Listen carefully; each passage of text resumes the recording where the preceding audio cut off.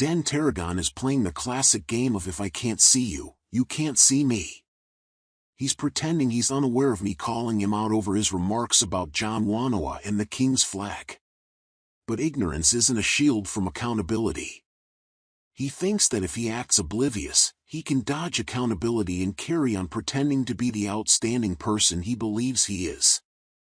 But pretending doesn't make reality disappear.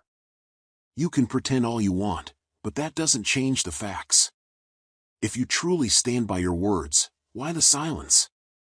Own up or admit you were wrong.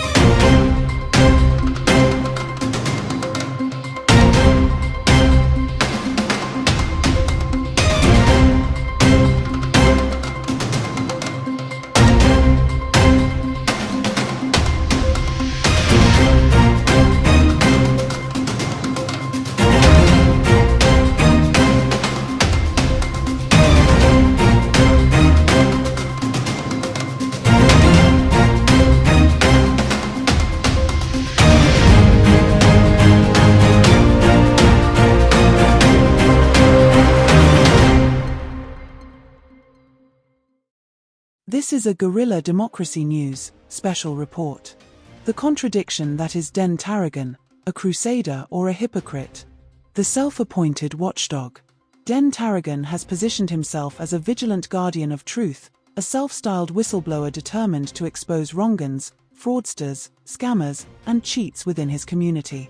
In his conversations with figures like YouTube's Jupiter, he presents himself as a man driven by moral duty, a protector warning the public against deception.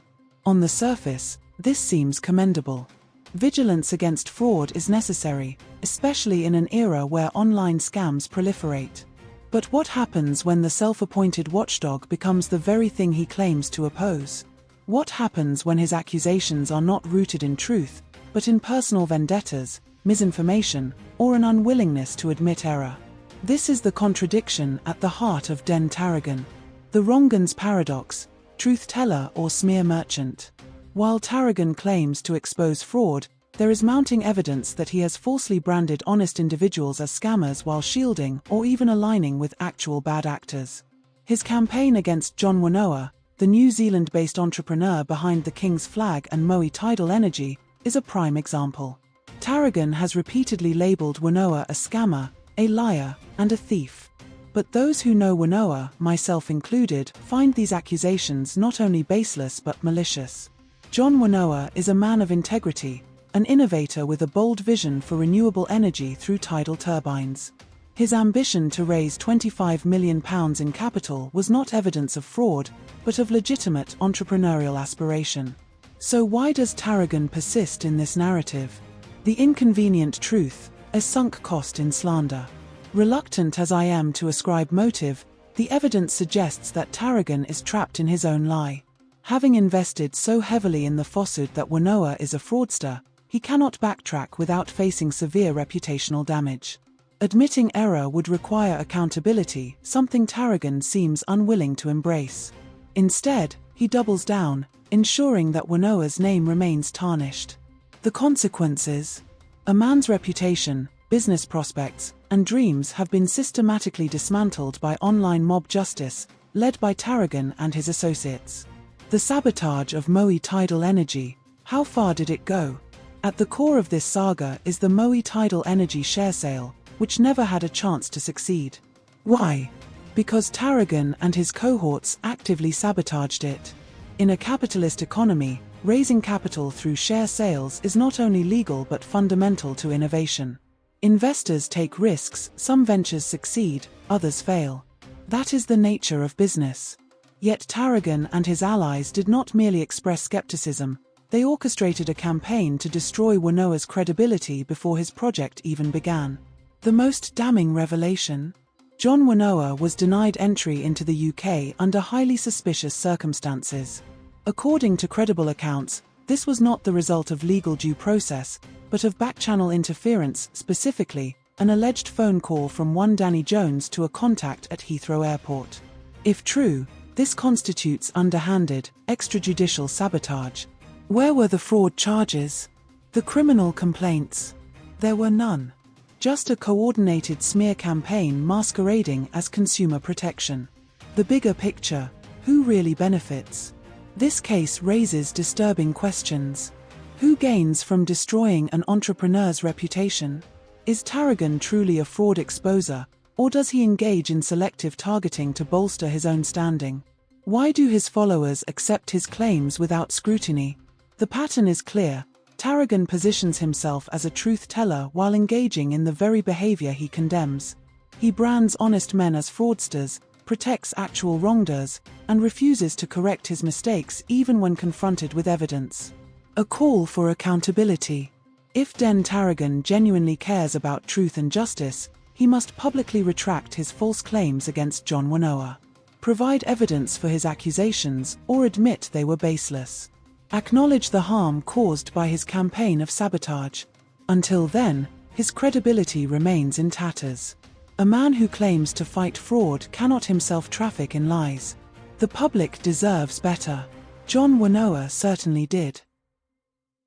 Thank you for watching this special Guerrilla Democracy News report.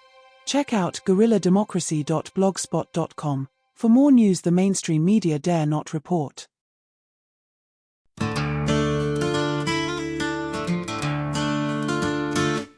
He rides on his high horse, a knight of the screen, pointing his finger at fraudsters unseen. Beware of the scammers, he shouts to the crowd, but look in the mirror, who's wearing the shroud? He calls out the liars, he calls out the cheats, yet the truth bends and breaks underneath his own feet. A man with a dream had his name dragged through dirt, while the real wolves in sheep's clothes just smirked. Oh Den, what a tangled web you weave, when you lie just to make folks believe. You play judge and jury, but where's the crime? Just wrecking good men to keep up the grift in time. And a vision, the tide and the wave. A man crossed the ocean, his future to save. The whispers turn thunder, a backroom call. No law, no trial, just a knife in the back, that's all. He's stealing your money, he cried in the dark. The ledger was empty, just spite for a mark. No fraud in the filings, no victims, no plea, just a dream left in tatters, drowned out at sea. Oh Den, what a tangled web you weave, when you lie just to make folks believe. You play judge and jury, but where's the crime? Just wrecking good men to keep up the grift in time.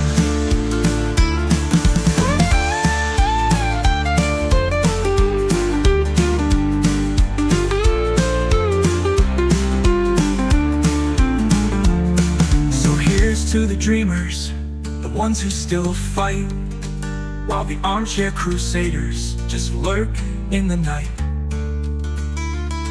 A lie travels faster, the truth always stays. One day even kings must face judgment day. So heed me this warning before you repeat the words of a man who can't stand his own heat. For the loudest accusers, so often it's true, are the ones with the most that they're hiding from you.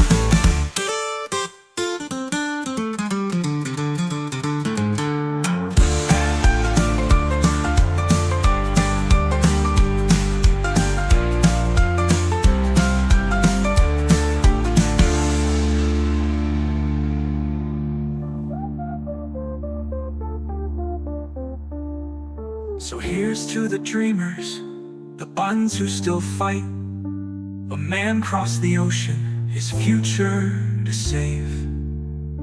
But whispers turn thunder, a backroom call. No law, no trial, just a knife in the back, that's all.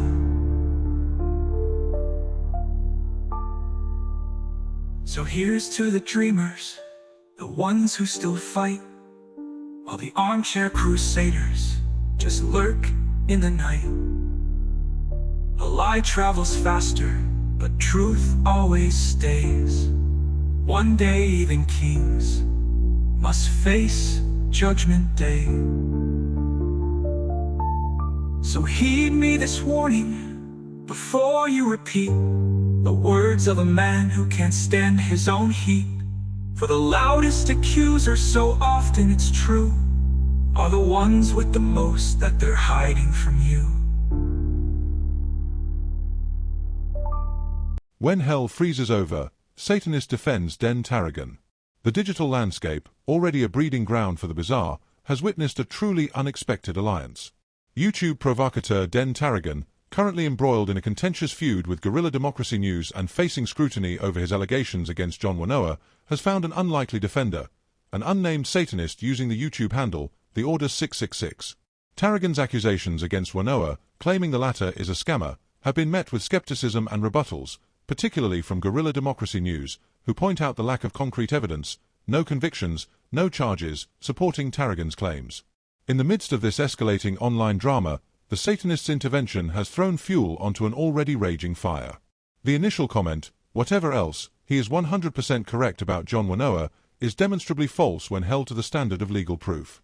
The statement, however, demonstrates a firm belief in Tarragon's claims.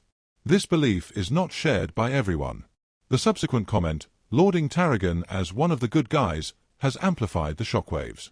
The sheer incongruity of a Satanist publicly endorsing a figure like Tarragon has ignited a flurry of speculation and commentary across social media platforms. The irony, as pointed out by observers, is palpable. Tarragon has been vocal in his denial of any satanic presence or influence on YouTube, making this unexpected endorsement all the more perplexing. The implications are multifaceted. Shifting alliances. This incident underscores the fluid and often unpredictable nature of online alliances. In the digital arena, ideological boundaries can blur, and unexpected coalitions can form.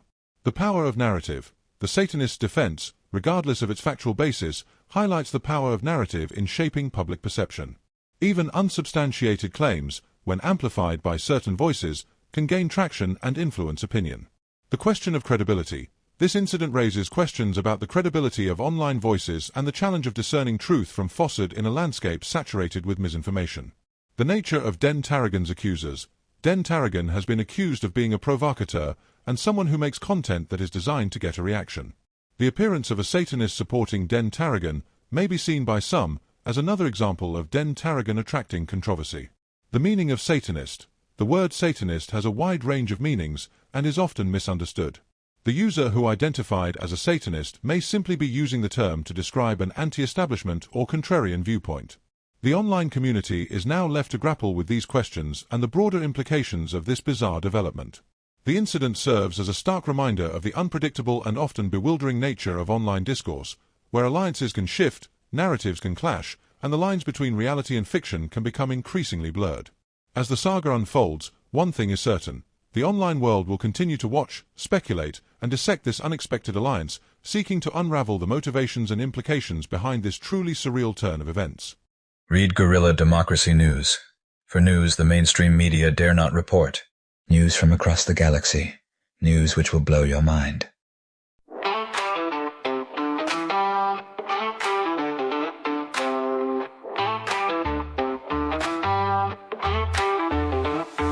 Oh, Den Tarragon, where do I begin?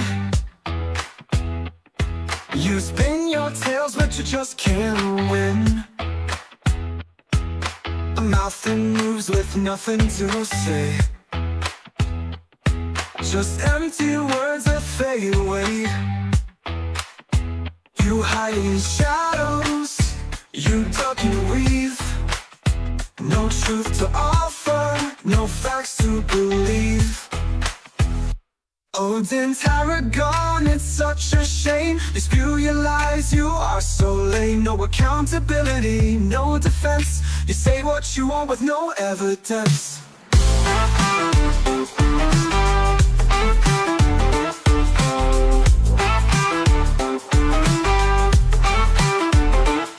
You won't talk, but yet you walk. defend, you just pretend. Shame on you, Den, it's all a game. A hollow voice with a hollow name.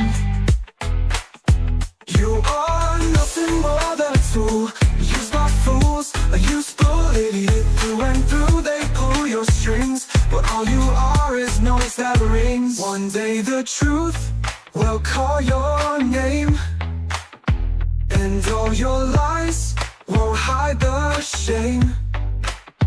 Oh, Den Tarragon, the clock won't stop. Your house of cards is bound to drop.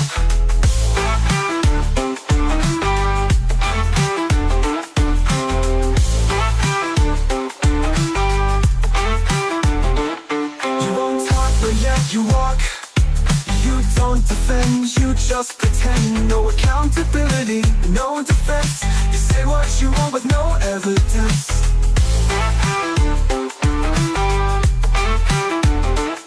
You won't talk, but yet you walk. You don't defend, you just pretend. We always need something to watch.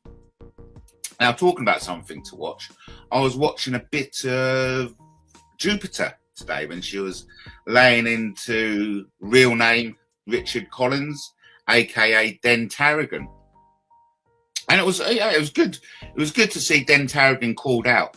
But the point I want to make just quickly on that is that how many people in the audience believed his bullshit about John Wankoa and the King's Flag scam, and that's what's frustrating for me.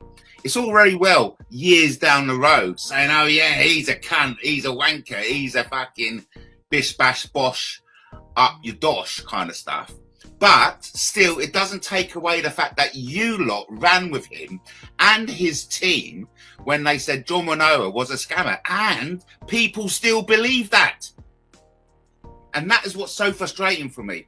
It's okay years down the road realising what people are, but you have to acknowledge, in that case, you have to bite the bullet and apologise to all those people that they called out as wrong-uns and which you followed and acted upon. You getting my point? Because 3-4 years ago, Den Tarragon was telling you lot that John Wankoa and everyone associated with John Wankoa were scammers. And you lot went along with it. Now, 4 years on, you all realise what a discredited individual Den Tarragon is. But I don't see anyone else saying, look, yeah, sorry that what I done towards John Wankoa. You know, bang out of order. I just took all my info from Den Tarragon. And that's all I wanted to say on that matter. When Kayleigh first came away from the scam, the King's Flag fraud, which was pushed and propagated on Wake Up UK, which was trying to blag the veterans into believing that you sign this bit of bullshit paperwork, buy some bullshit shares, and all of a sudden you can go and overthrow Parliament and everything will be fucking happy days.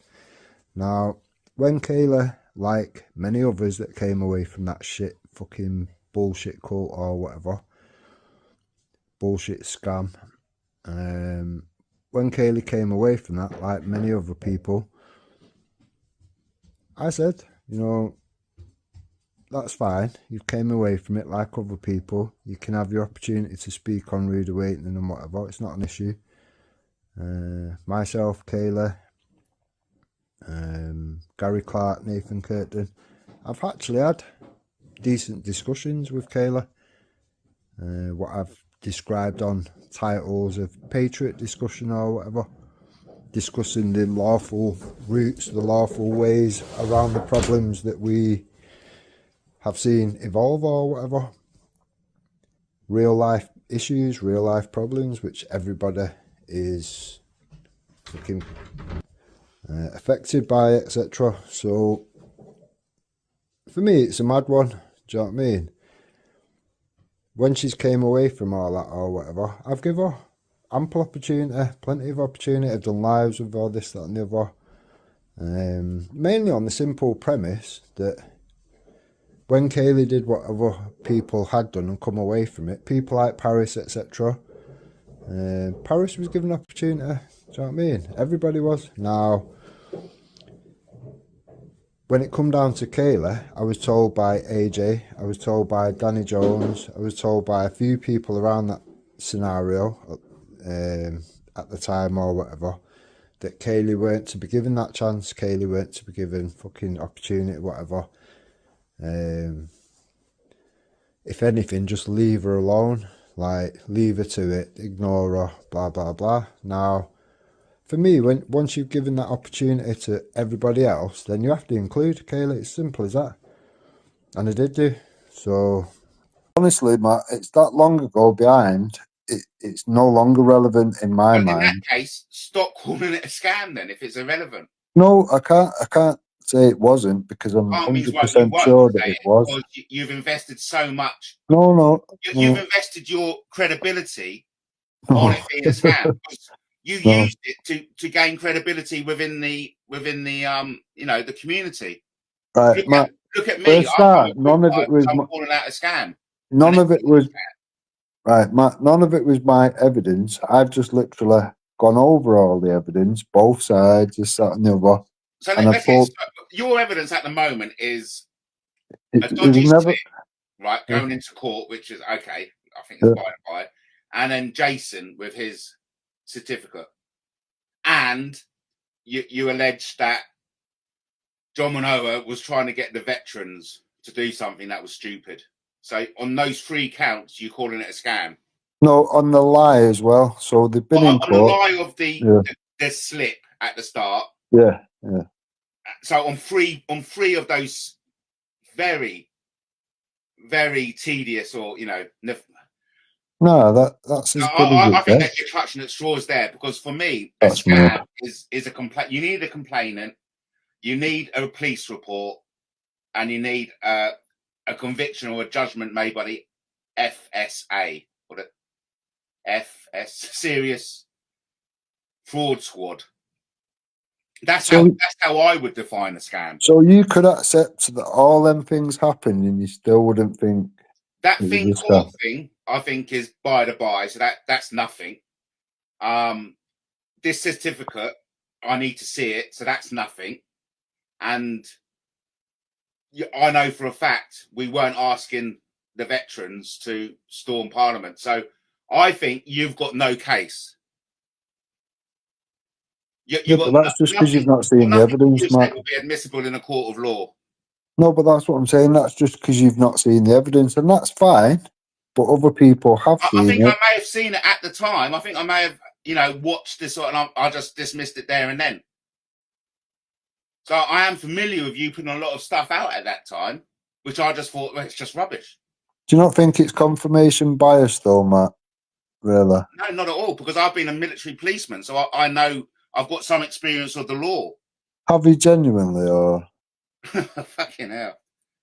No, you can say whatever you want. I'm just asking you a question, right? General question.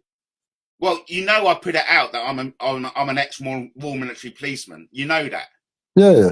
Yeah, but okay, I'm just going to leave it at that. If it ain't my fault if you don't believe it, but I've got more experience than you. Yeah, a lot of them seem to have come from that King's Flag cult, which I will say it's a cult because that's how they act about it. I mean, you've still got Matt Taylor that thinks John Wankoa is the genuine king of the country. I do not, and nor have I ever believed John Wankoa is the genuine king of the country. To correct Den Tarragon, I actually believe John Wankoa would make a perfect monarch to replace the then Queen Elizabeth II, and now, consequently, King Charles III. John Wankoa described himself as the surrogate King William IV monarch, and I'm happy to call him that, if that's what he wants to be called. This is a million miles from believing John Wankoa is the genuine king of the country, as Den Tarragon falsely accused me of believing. If you remember, Jason Waugh was having loads of people. I don't know who Jason Waugh is. Jason Waugh was part of your group. He was a big part of your group. I don't know who Jason Waugh is, sorry. So I think he was originally a Pendragon. because they was using that like, we're pulling people from your group. So, So, and then he Jason, was clever saying, "No, it's not a Jason Ward scam. Look, part of the team. here's me." No, he was talking to someone in the Dragons, and he said, "Oh, it's not a scam. Look, here's my certificate of whatever I bought shares in it or whatever." So it was actually Jason War, which proved it was a scam, which was in your group. So Well, that's why he was laughing. He's like, he thinks he's being clever, proving that I'll be interested to see what document he was actually showing. Yeah. It could have been a reservation for a share. No. But it certainly wasn't a share because the company wasn't even set up. It That was when Andy Devine started saying it's donations now. For all that time previous, 9 months before that, it was a share, and then it changed to donation. How can it be a share when the company Exactly, bank account wasn't even set up? So whatever Jason has got, it was certainly not a share. It may be a placeholder for a share. It may be saying, "We've got your £25."